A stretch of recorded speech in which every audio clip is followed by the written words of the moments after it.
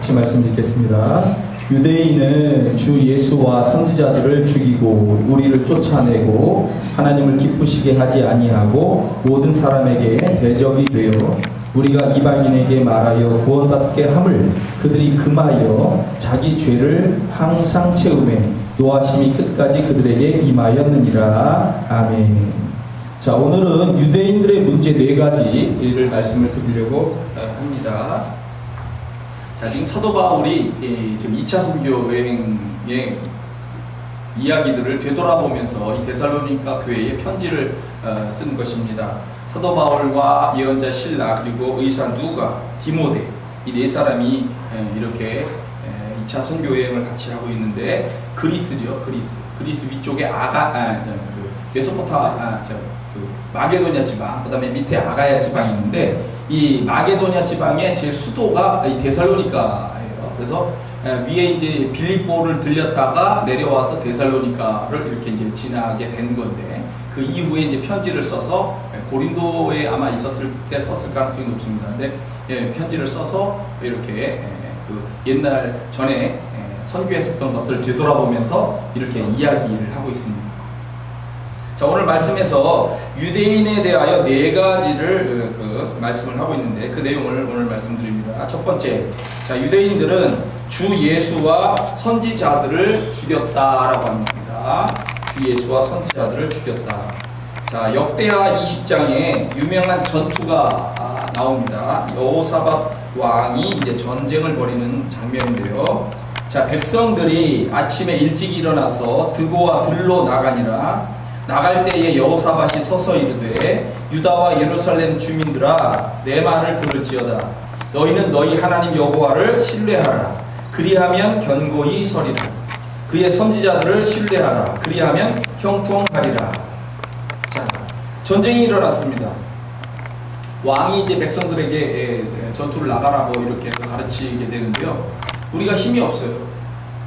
사실 군사적인 면에서는 지금 풍전등화와 같은 나라가 망할 수도 있는 아주 그 절대절명의 전투를 지금 벌이고 있는 상황입니다. 그랬을 때 하나님을 잘 섬기고 있었던 이 여호사밧 왕은 어떤 마음을 가지고 있었냐면 하나님을 신뢰해야 하였어요.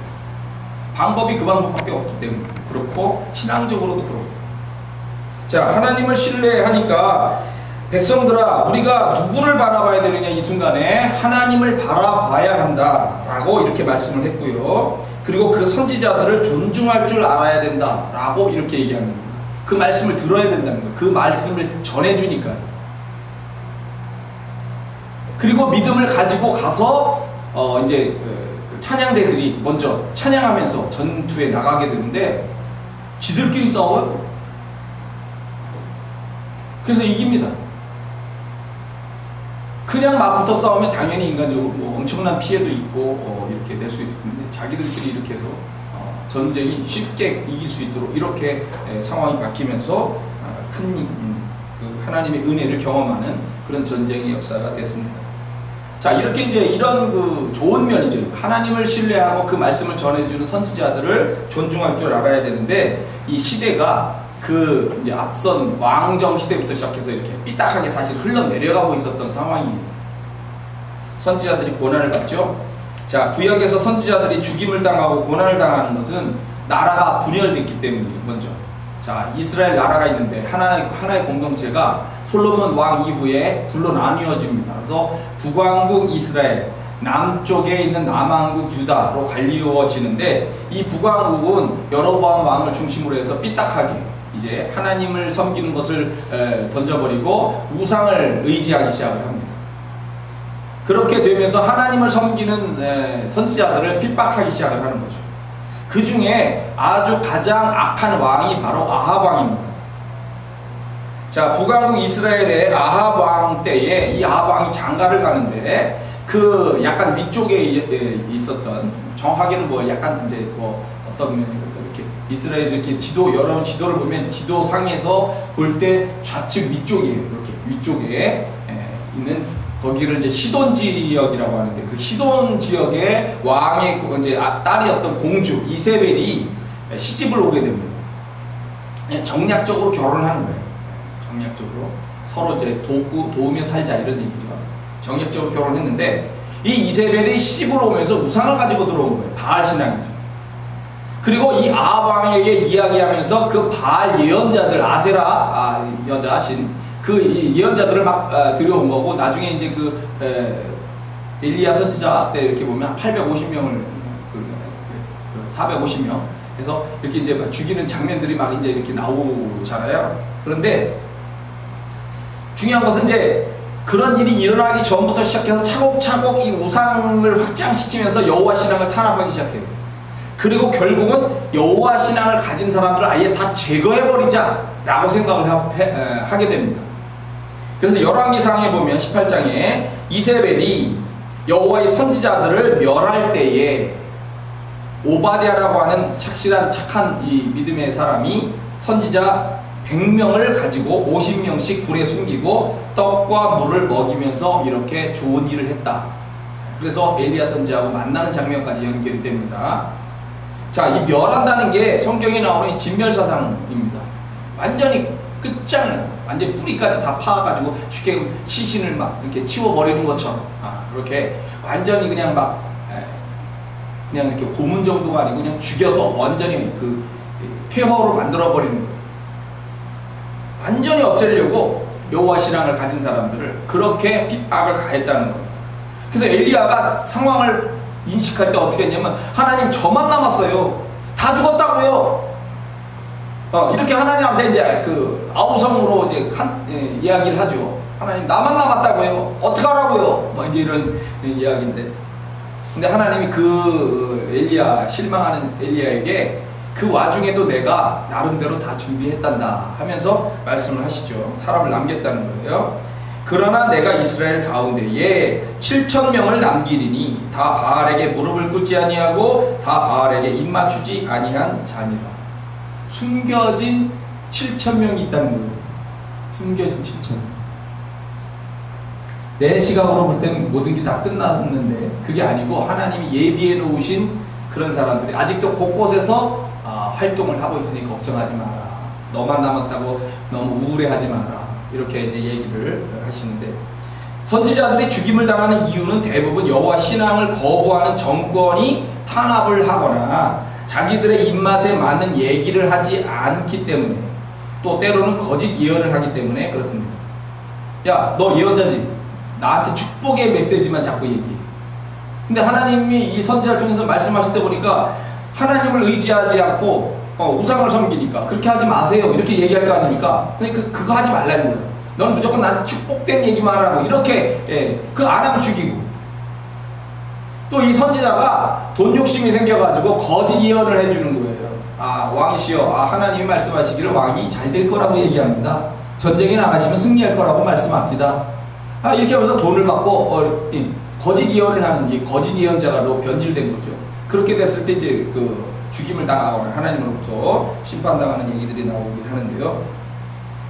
이렇게 하나님의 뜻을 거역하고 선지자들을 죽였던 역사가 쭉 진행이 되면서 계속해서 이 유대인들, 이스라엘 전체 공동체가 자꾸 하나님으로부터 멀어지면서 선지자를 핍박하고 죽이기 시작하는 전체적인 흐름으로 가는 거예요, 역사가. 그래가지고 한 방 먹었죠. 하나님한테 크게 때림을 당한 것이 바벨론 포로로 잡혀가는 거예요. 나라가 완전히 망해가지고 막 두 눈 뽑히고 막 시드기야와 두 눈 뽑히고 막 끌려가고 말이죠. 그 막 노예로 끌려가가지고 고생하고 막 이렇게 이제 상황이 되는데, 그런 고통의 과정을 통해서도 깨달아야 되는데 깨닫지 못한 사람들이 많이 있었다는 거예요. 그 나중에 하나님이 역사를 회복할 때 돌아오지 않고 그냥 하나님에 대한 신앙을 회복하지 않으려고 하는 사람들도 물론 많이 있었고. 여하튼 이렇게 역사가 삐딱하게 진행이 될 적에 참 예언자들은 고생을 많이 하게 된 거예요. 죽임도 당하고. 자, 그 다음에 예수님이 오셨습니다. 자, 예수님이 행하시는 기적들이 하나님의 역사가 분명하다는 것이 우리가 성경 말씀을 통해서 보면 보여지죠. 병자들을 고치시는 거, 그죠? 아무나 고치는 게 아니잖아요. 말씀으로 고치고 만져서 고치고, 그죠? 아니 그 중한 병이 말이죠. 그냥 이렇게 만진다고 그냥 거기서 이렇게 고쳐지는 거냐고. 때로는 피가 바뀌어야 되고, 때로는 이 몸 안에 있는 어떤 형질이 바뀌어야 되고, 그죠? 구조가 바뀌어야 될 때도 있을 것이고요. 그죠? 그런데 온갖 병을 가진 사람들이 예수님께 와가지고 이렇게 다 치유를 받고 돌아가잖아요. 그게 그냥 역사가 아니죠. 그건 하나님의 역사만, 하나님만 가능하다라고 인정할 수밖에 없는 역사인 거예요. 또 우리가 그 외에 뭐 오병이라든지 무리를 걸으시는 뭐 이런 것도 있고, 그죠? 그런 역사죠. 또 그 거라사인에 있는 그 귀신 들렸던 축사, 이 귀신 들렸던 사람들을 물리치는 그런 과정들을 보면은 귀신들이 먼저 알고 막 소리 지르기도 하고 막, 그죠? 또 예수님이 말씀하셨다고 그러긴 하지만 그 거라사인에 귀신 들린 사람이 이렇게 꼬꾸라져가지고, 그죠? 무슨 가서 뭐 어떻게 하는 게 아니고, 예수님만 봐도 무서워하고 막 도망가기도 하고 말씀한 대로 그냥 명령에 따라서 순종하고. 자, 이게 분명한 하나님의 역사입니다. 그런데 이거를 사탄의 역사라고 왜곡을 하는 거예요. 바알세불이라는 말을 그들이 쓰고 있긴 한데, 여하튼 사탄의 역사다. 어떻게 그럴 수가 있는 거예요. 그리고 말씀을 통해서 이제 그 가르칠 때, 교육이죠. 가르치시는데 그 당시에 그 사람들이 가부장적인 권위라든지 종교적인 권위라든지 또는 남성적인 권위를 가지고서 이렇게 항상 내세우면서 문제를 접근하고 풀어가려고 하고 가르치려고 하는 이런 게 있는데, 그런 것들이 가지고 있는 문제나 거짓이 이렇게 또는 말씀 자체로부터 왜곡된 그런 이야기들을 이렇게 원래대로 돌리면서 가르치실 때에 이 사람들이 그것 때문에 자기들의 기득권이 먼저 가지고 있던 권리죠. 권한 권리들이 이게 무너지는 것을 느끼는 거예요. 그러니까 결국 예수님 앞에서 이제 말을 못하고 결국 물러났다가 복수의 칼을 가는 거죠. 결국 죽이는 거예요. 시편 143편 원수가 내 영혼을 핍박하며 내 생명을 땅에 엎어서 나로 죽은 지 오랜 자같이 나를 암흑 속에 두었나니. 그러니까 종교가 바르지 않게 되면 더 사람을 죽이기가 쉬워요. 신의 명령이라고 생각하기 때문에.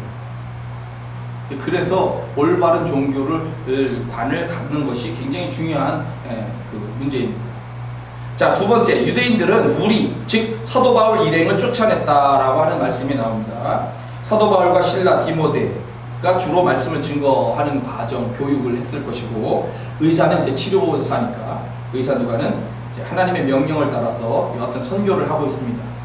예수님의 탄생, 고난, 부활, 승천, 재림, 우리가 사도신경에서도 고백하지만 이러한 것들을 의미를 전하고 있고, 또 하나님의 나라를 향한 삶을 살아야 된다, 이런 것을 계속해서 전했을 거라고 보여집니다. 그런데 유대인들은 율법의 시각이 갇혀 있는 거예요. 그래서 율법의 핵심인 하나님의 사랑, 인간의 사랑, 이걸 제대로 이해하지도 못하고, 또 이 율법의 핵심 최고는 모세입니다. 모세만 최고라고 생각하는 거예요. 근데 그 모세보다 크신 예수 그리스도, 구원자, 메시아의 사랑, 구원, 이런 것들을 받아들이지 않으니까 문제가 되는 겁니다. 구약이 말하고 있는 모든 방향은 예수님을 향하고 있어요. 근데 그 예수님을 향하고 있다, 메시아가 온다라고 하는 것에 유대인들도 인정을 하지만 그 메시아가 왔는데도 그거를 거부를 하니까 문제죠. 예수 그리스도인 것을 알아야 하고, 모든 사람을 구원하시려고 하는 하나님의 은혜가 있다는 것을 알아야 되는데 이거를 거부하는 겁니다. 그래서 복음을 전하는 사도 바울 일행을 쫓아내고 핍박했다라고 합니다. 로마서 11장 8절 기록된 바, 하나님이 오늘까지 그들에게, 이 유대인들이죠, 특히 혼미한 심령과 보지 못할 눈과 듣지 못할 귀를 주셨다. 오늘날 이단에도 많이 사람들이 빠지잖아요. 왜 그렇습니까? 이게 정신 차리지 않으면 신앙이 변질됐는데도 그걸 깨닫지 못하는 거예요. 말을 안 들어요. 말을 안 들어요. 그 사람 말이 맞다는 거예요. 올바른 얘기를 해줘도 귀에 안 들어오고 마음에 차지 않는 거예요. 정신을 잘 차리고 신앙생활도 해야 되는 겁니다. 자, 세 번째, 유대인들은 하나님을 기쁘시게 하지 않았다고 말씀했습니다.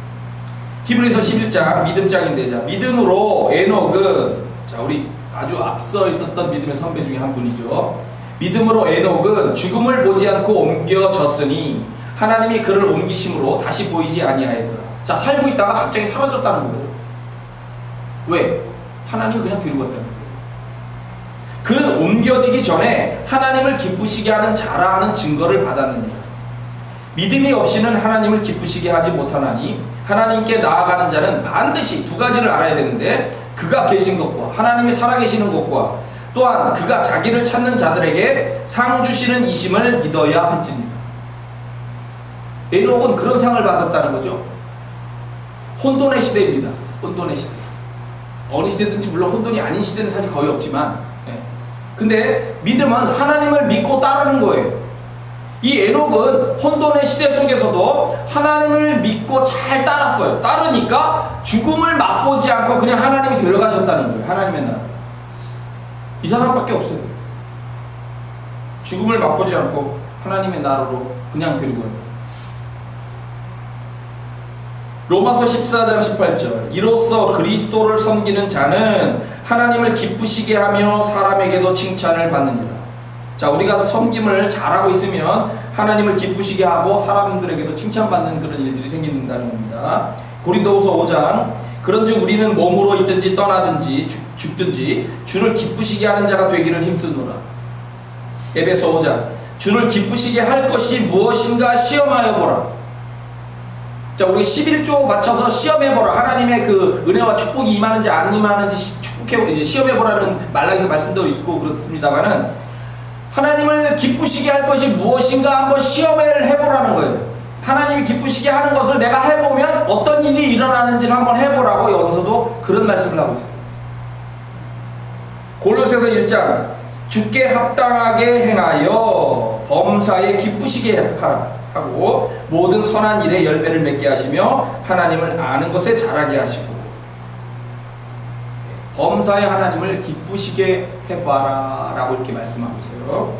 자, 히브리서 12장 말씀 그러므로 우리가 흔들리지 않는 나라 하나님의 나라를 받았은즉 은혜를 받자. 이로 말미암아 경건함과 두려움으로 하나님을 기쁘시게 섬길지니 또한 감사하자. 하나님을 기쁘시게 섬기는 방법 경건함, 두려움으로 하나님을 섬겨라 라고 이렇게 말씀하고 있어요. 자, 우리가 이 사도 바울을 알지만 사도 바울이 원래 이름은 사울이에요. 사울. 자, 사울로서 그가 율법사의 교육을 받으면서 이렇게 그 기술 교육도 받았고요. 장막 만드는. 그래서 이제 사내들인 공회 안에 이 그 유대인들의 최고 법정이니까 그 법정 권한 안쪽에서 이제 같이 활동을 하면서 배우면서 컸던 거죠. 그래서 사내들이 공회를 주도하는 대제사장의 명령을 쫓아서 움직이는 이제 꼭두각시 역할을 했어요. 그래서 그 지시가 뭐냐? 예수를 죽이고 예수를 따르는 자들을 처단하라 이런 얘기였죠. 그래서 기독교인을 처단하는 일에 박해하는 일에 앞장섰어요. 그리고 다메섹까지 이제 가려고 가다가 이제 꼬꾸라지는 것입니다만은 자기가 잘하고 있다고 생각했어요. 그게 율법의 시각이고 율법을 지금 책임지고 있는 대제사장과 이 공회 장로들의 결정이고 이것은 최고의 이 하나님의 뜻이다라고 자기는 생각했던 거예요. 그냥 그거에 앞장서서 내가 막 죽이고 박해하고 막 고문하고 때리고 이런 뺏고 막 이런 일을 막 앞장서서 했는데 이게 삐딱한 믿음의 시각이었다는 것이 드러난 거예요. 다메섹 도상에서 하나님을 만나면서 예수님이 이 사울을 직접 만나시죠. 그러면서 그 나중에 이제 간증들이 세 군데에서 나오는데 세 군데에서 얘기하는 게 뭐냐면 이 양이 잘못된 길로 갈 때에 똑바로 하라고 이 그 두 가지를 써요. 이 목자에 이렇게 지팡이가 있죠. 목자의 지팡이. 이게 일자가 아닙니다. 목자의 지팡이는 이렇게 우산처럼 이렇게 휘어져 있고 밑에는 뭐냐면 그 밑에 송곳 같은 거를 써요. 송곳 같은 것을 이렇게 만들어 놔요. 그래서 양이 잘못된 길로 갈 때에 이렇게 그 목 부분으로 다리를 걸던가 이렇게 해서 이쪽으로 끌고 와 이렇게 끌고 올 때 딱 목을 걸어가지고 이렇게 하거나 그리고 말을 그래도 안 듣는 양들이 있잖아요. 버티고 빠져나가면서 막 말을 안 듣고 그러면 이 지팡이 끝에 있는 그 뾰족한 뭐 못이라든지 뭐 이런 거를 가지고서 찔러요. 맨날 말 안 들어? 하고서 찌른다고요. 근데 이 사울이 하나님이 원하시지 않는 방향으로 가는 거예요. 가니까 지팡이를 가지고 이렇게 목을 걸었다 쉽게 얘기하면 빠져나가면서 계속 가는 거야. 그러니까 이제 이 목자인 예수님이 하나님이 그 지팡이 끝에 있는 뾰족한 걸 가지고 찌른 거야.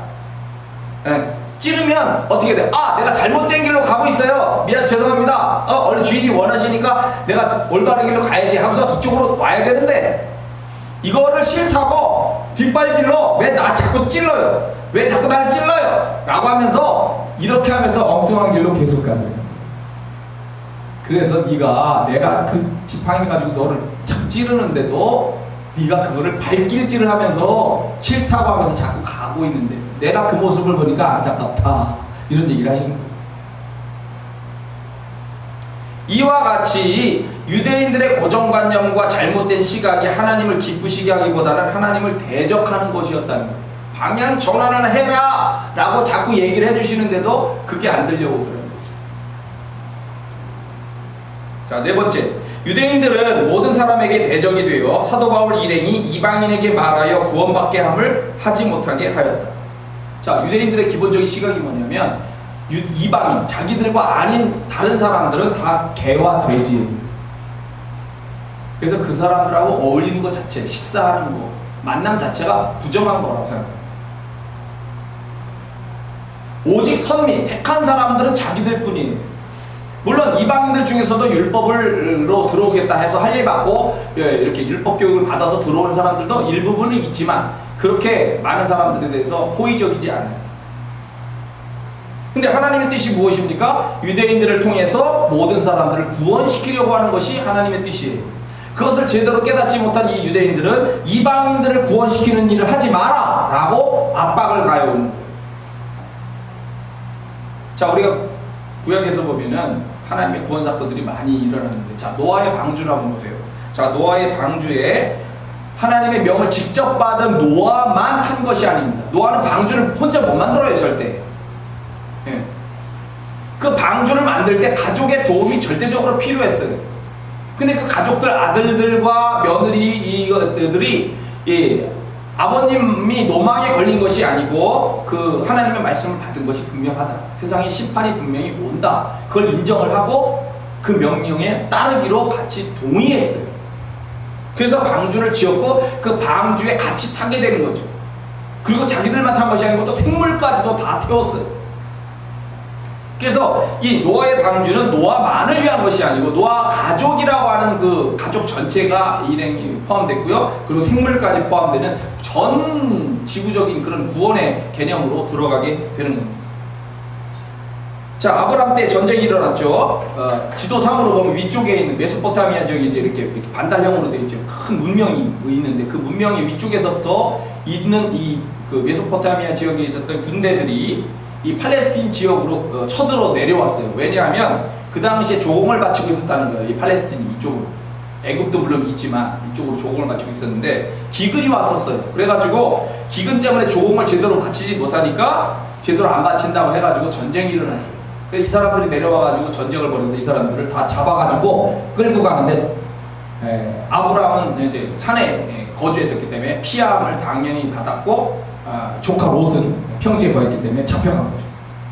그러니까 이제 연락을 받자마자 이 아브라함이 자기와 이제 동맹을 맺었던 여러 사람들 및 족속들을 하고 연락해가지고 그 군대를 조직해 자기 이제 집에서 훈련시킨 군대들이 있었고 300여 명. 그래서 그 사람들을 데리고서 막 추격전을 벌여가지고 거기 가서 막 이제 쳐가지고 그들을 다 이제 쫓아내고 조카 롯을 구해오는데 조카 롯만 딱 구해온 게 아니죠.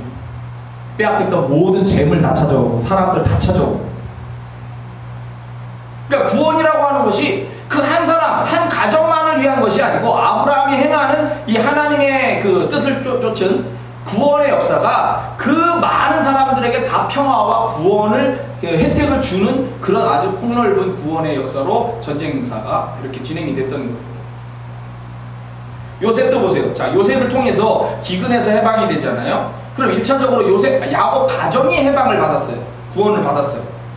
그런데 요셉이 총리가 돼가지고 행하는 그런 모든 법을 새롭게 만든다거나 이렇게 예비해가지고 하는 모든 일들이 야곱 가족만을 위한 게 아니거든요. 총리니까 당연히 이 애굽 제국이라고 하는 거대한 제국을 살리고 구원하는 일을 한 거예요.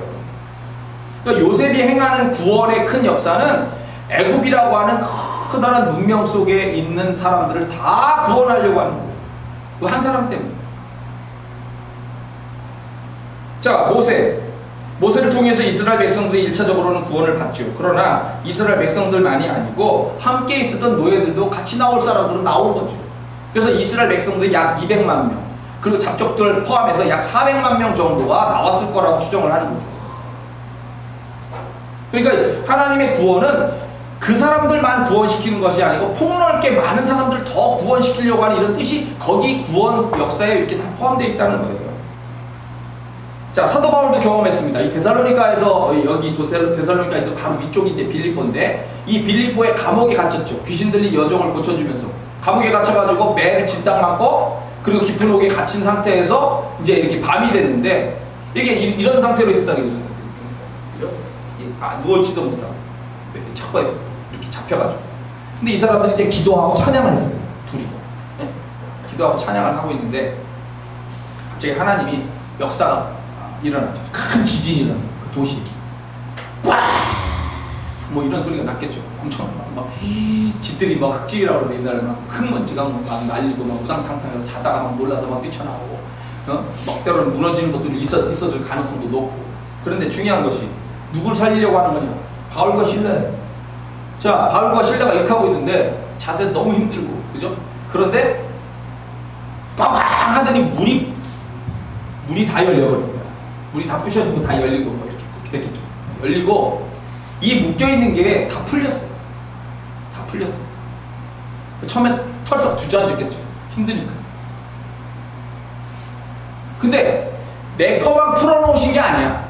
거기 말씀을 보면, 빌립보의 역사를 보면 감옥에서 일어난 그 사건이 바울과 실라에 묶였던 것만 풀어놓은 것이 아니고 모든 죄수들의 묶인 것을 다 풀어버렸다는 거예요.